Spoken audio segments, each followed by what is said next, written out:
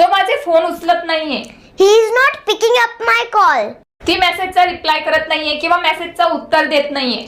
She is not replying. तिने मला block केला आहे. She has सांगायची गरज नाहीये की तो पागल आहे.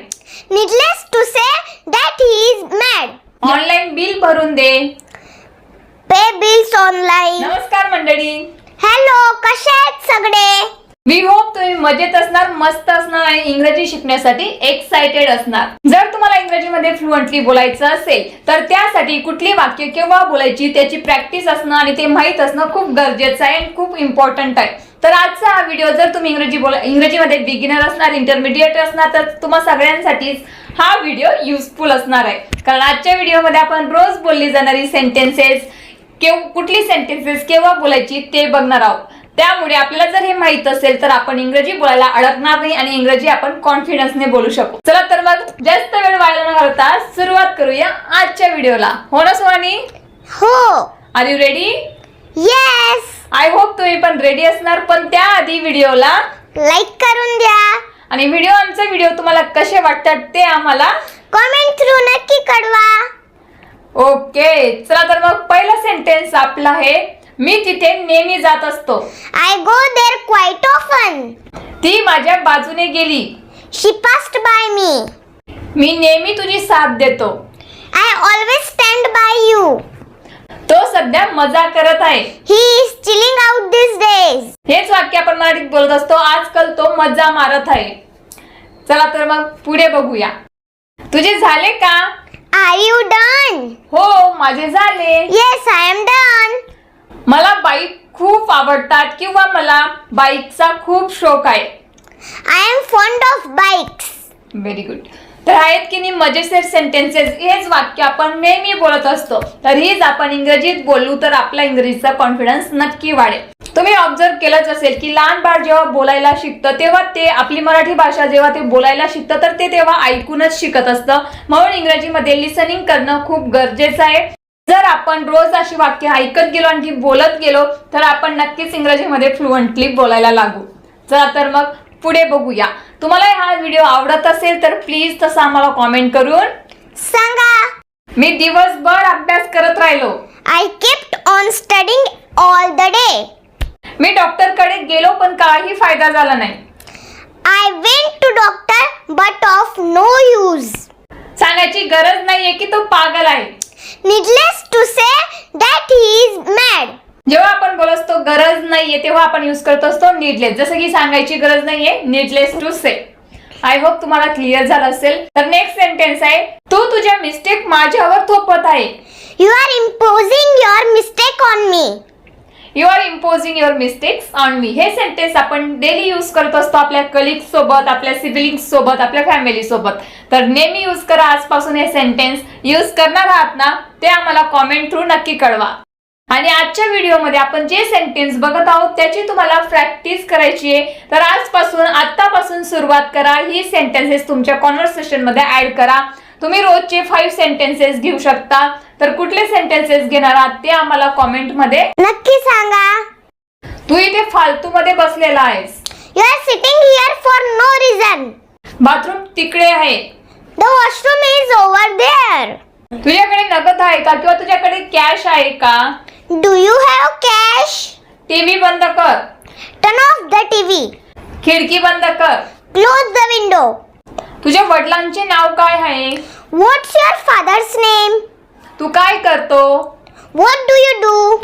आज काय तारीख आहे? What is the date today? आज 7 जुलै आहे. Today is July 7. तुझे घर कुठे आहे? Where is your house? माझे घर जवळच आहे.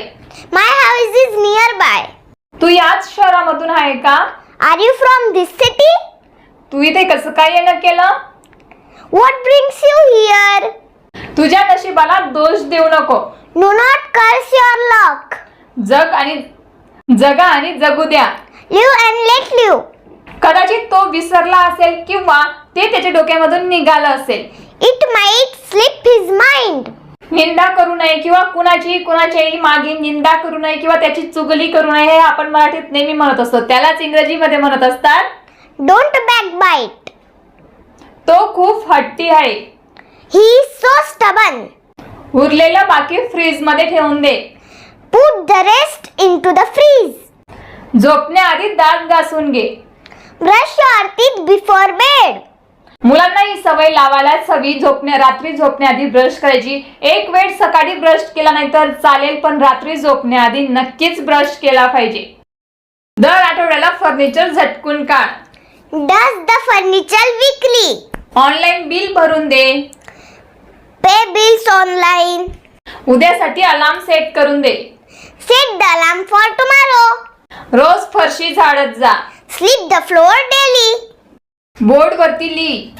Write on the board. Board कडे बघ. Look at the board. वाक्य बनव. Make a sentence. मला बाहेर खेळायला आवडतं. I like to play outside. मला आता झोप लागते. I am feeling sleepy now. चला मातीचा किल्ला बनवूया. Let's build a sandcastle. मी ते निळ्या रंगाचं घेऊ का? Can I have the blue one? तू का दुःखी आहेस? Why are you sad? मी तुला समजू शकते. I feel you. आयुष्य हे नेहमी सोपं नसतं. Life isn't always easy. तो माझ्यावर ओरडला. He shouted at me. त्याने मला धापड मारली. He slapped me. तो माझे फोन उचलत नाहीये. He is not picking up my call. ती मेसेजचा रिप्लाय करत नाहीये किंवा मेसेजचा उत्तर देत नाहीये. She is not replying. तिने मला ब्लॉक केला आहे. She has blocked me. मला खूप कमी मार्क्स पडले. I got poor marks. माझे एटीएम कार्ड हरवून गेले आहे. I have lost my ATM card. नाही, हे माझे नाही आहे. No, this is not mine. So that's all for today. तर आज आपण खूपच युजफुल आणि रोज यूज केली जाणारी सेंटेन्सेस बघितली, जी आपण मोबाईलमध्ये चॅट करता वेळी बोलत असतो किंवा कुणाशी गप्पा मारताना बोलत असतो. तर ही वाक्य नेहमी तुमच्या प्रॅक्टिसमध्ये राहू द्या, म्हणजे तुम्हाला तुमच्या जिभेला ही वाक्य बोलायची सवय होईल. तुम्ही नेहमी इंग्रजी बोलणाऱ्यांना ऑब्झर्व केलं असेल, आपल्या इंडियामध्ये तरी एक दोन सेंटेन्स जरी इंग्रजीमध्ये बोलले तरी आपलं खूप छान इम्प्रेशन पडतं. म्हणून तुमच्या कॉन्व्हर्सेशन मध्ये, तुमच्या संभाषणामध्ये, डेली संभाषणामध्ये रोजचे 2-3 सेंटेन्सेस नक्की ऍड करा इंग्रजीचे. म्हणजेच हळूहळू तुमच्या जिभेला इंग्रजी बोलायची सवय होईल आणि तुम्हाला इंग्रजी कठीण वाटणार नाही. सो आय होप तुम्हाला व्हिडिओ आवडला असेल. व्हिडिओ आवडला तर या व्हिडिओला लाईक करून द्या.